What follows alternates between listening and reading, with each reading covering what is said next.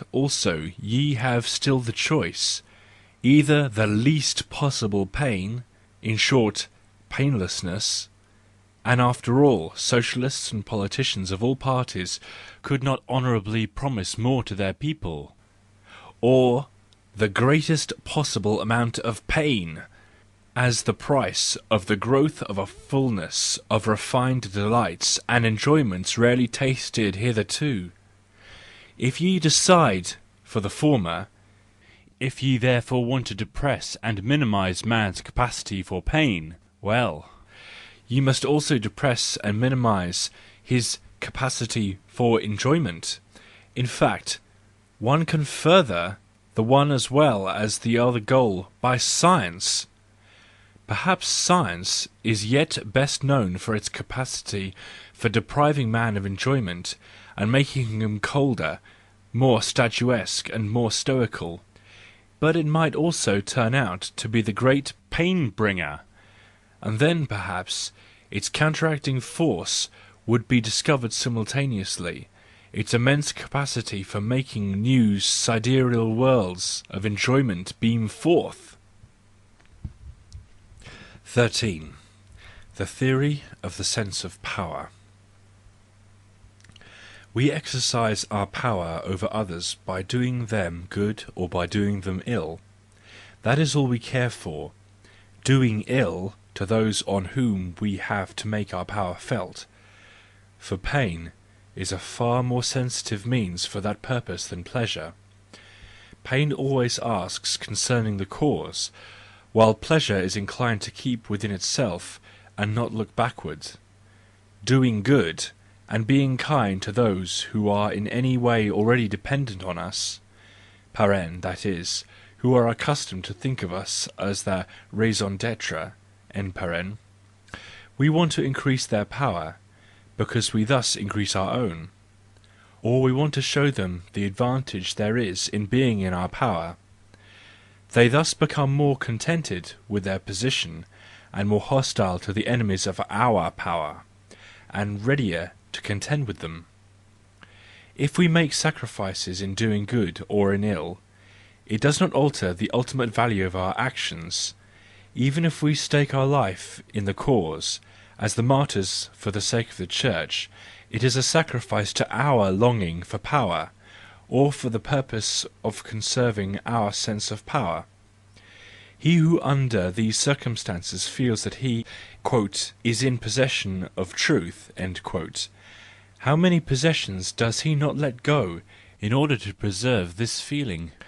What does he not throw overboard in order to keep himself "up," that is to say, above the others who lack "the truth"? Certainly, the condition we are in when we do ill is seldom so pleasant, so purely pleasant, as that in which we practise kindness. It is an indication that we still lack power, or it betrays ill humour at this defect in us.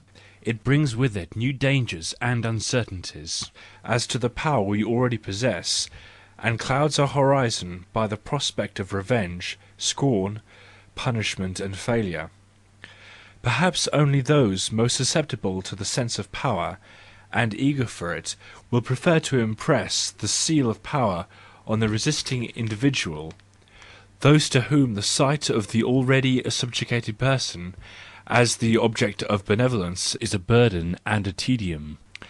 It is a question how a person is accustomed to season his life. It is a matter of taste whether a person would rather have the slow or the sudden, the safe or the dangerous and daring increase in power. He seeks this or that seasoning always according to his temperament. An easy booty is something contemptible to proud natures. They have an agreeable sensation only to the sight of men of unbroken spirit who could be enemies to them, and similarly also at the sight of all not easily accessible possession. They are often hard toward the sufferer, for he is not worthy of their effort or their pride, but they show themselves so much the more courteous towards their equals, with whom strife and struggle would in any case be full of honour, if at any time an occasion for it should present itself. It is under the agreeable feelings of this perspective that the members of the knightly caste have habituated themselves to exquisite courtesy towards one another. Pity is the most pleasant feeling in those who have not much pride, and have no prospect for great conquests.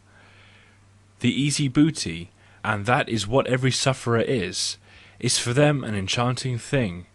Pity is said to be the virtue of the gay lady. 14.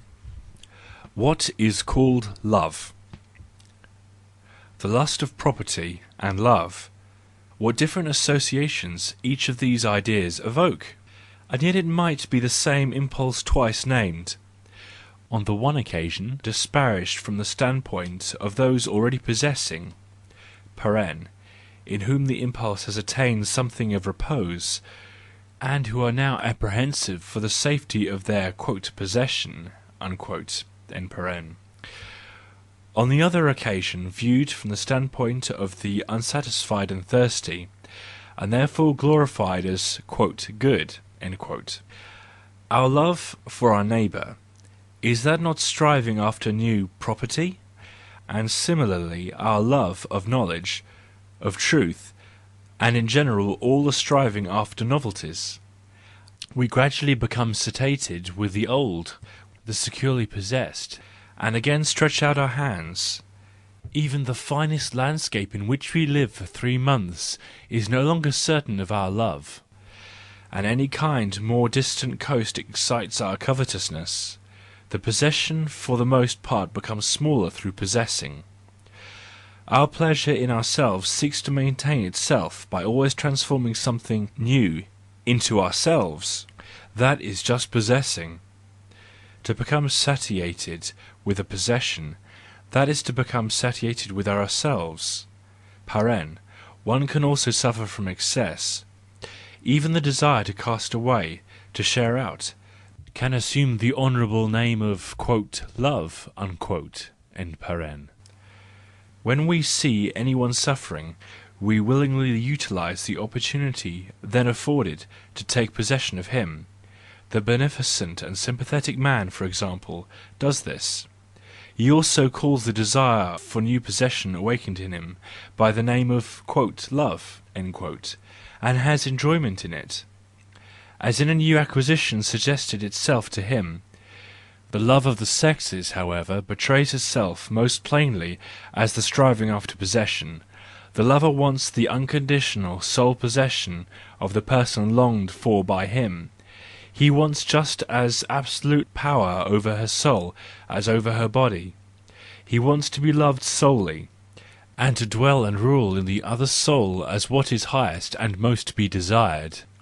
When one considers that this means precisely to exclude all the world from a precious possession, a happiness and an enjoyment, when one considers that the lover has in view the impoverishment and privation of all other rivals, and would like to become the dragon of his golden hoard, as the most inconsiderate and selfish of all "conquerors" and exploiters, when one considers finally that to the lover himself the whole world besides appears indifferent, colourless and worthless, and that he is ready to make every sacrifice, disturb every arrangement, and put every other interest behind his own, one is verily surprised that this ferocious lust of property and injustice of sexual love should have been glorified and deified to such an extent at all times,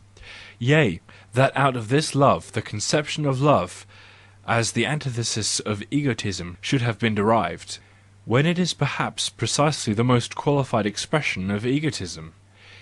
Here evidently the non-possessor and desirer have determined the usage of language.